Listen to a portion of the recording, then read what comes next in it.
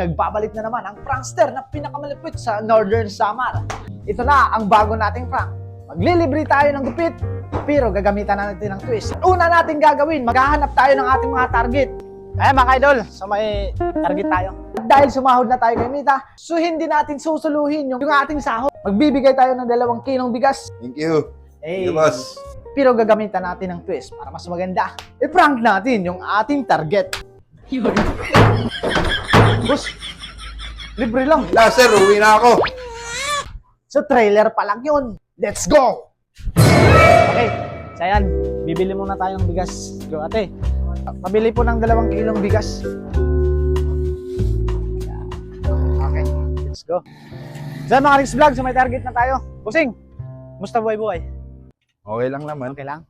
Malaki ng kinita? Sakto lang. Sakto lang. Anong oras ka lumabas kanina? Tanghali na. Alas 8 na. Alas 8 na. Nakarami na? Meron na. Okay. Busing, gusto mong librehin kita ng gupit? Baka patingin nga lang buong ay mahaba na. Gusto mo? Librehin kita ng gupit. Okay ka? Sige, basta libre. Ay, oo. Walang problema. Ayan. Mas maganda dyan, bibigyan kita ng 2 kilong bigas. Okay? Okay. Thank you. Ayan. Sige, tara, let's go. Sa mga Kanagos Vlog. So, andito na si Kuya. Lilibrehin na natin ng gupit. Ayan, Busing, yung igugupit natin ngayon, yung bagay sa mukha mo. Lilibre na natin si Kuya ng gupit. Let's go. Mahilig ka ba sa manipis? Manipis yung gilid. Hindi. Tapos, Dito lang dito. yan. Yung 0. Mahilig ka niyan? Ano lang, uno. Uno? Hindi ka mahilig sa... Hindi ka mahilig sa 0? Hindi. Okay. Sige.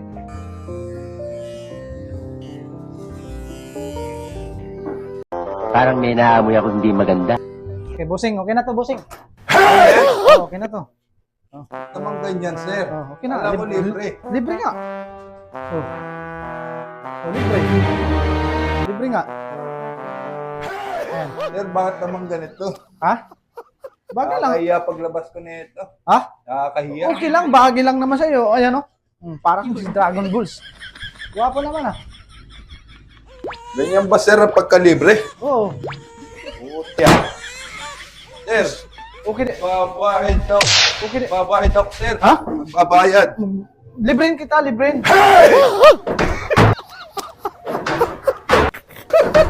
Boss. Libre lang. Hindi na, sir. Uwi na ako.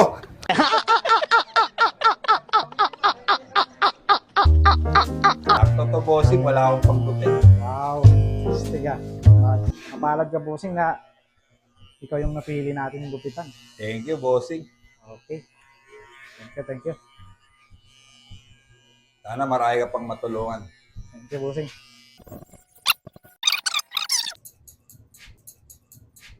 Saan ka dati kuya nagtatrabaho? Sa, eco trading sa Malolos. Eco trading. Okay. So, iniwan mo yung mo doon, yung trabaho mo. Dahil dito ka nakapag-asawa, dito ka na nagtrabaho. So, sideline mo ngayon yung pagpipidikab mo. Sideline ko ngayon pagpipedicab. Maganda yan, masisipag yung mga tao ganyan. Bilib ako. Alam mo ba kuya, sa totoo lang, dumaan din ako sa pagpipidikab. Pedicab driver. Nung nag-aaral pa ako sa high school. Hindi, ayaw nila tatay na magpidikab ako. Alam mo yung ginagawa ko sa buhay. Hindi ko, lahat ng mga pangangailangan ko, hindi ko inaasa sa mga magulang ko. Kasi kaya naman natin mabuhay na o tumulong, di ba? O kaya natin gawa ng paraan sa pamamagitan ng diskarte, di ba? Tama. Kaya, alam, bilib ako dyan. Kasi, mahirap talaga yung pagbibidikab. Duman ako dyan. Lahat ng pagod, nagkasakit pa ako dyan. Kaya, kung mapagkikita nyo, halos lahat ng mga pinaprank ko, or sinasama ko sa content ng mga may trabaho, mga pedicab driver. Alam mo kung anong rason? Bakit? Kasi alam ko yung hirap na dinadaanan ng mga pedicab driver. Kasi galing ako dyan.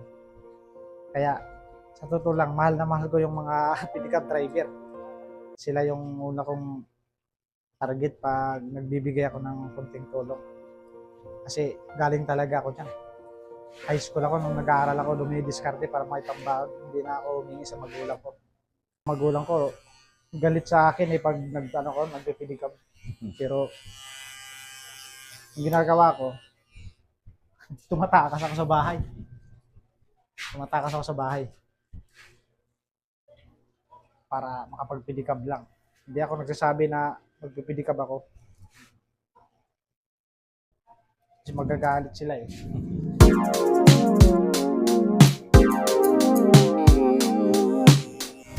Hiwagaan ng mahika, ikaw lang. Dahil nagtiwala ka sa Nikos Barbershop, ayan. Thank you, boss.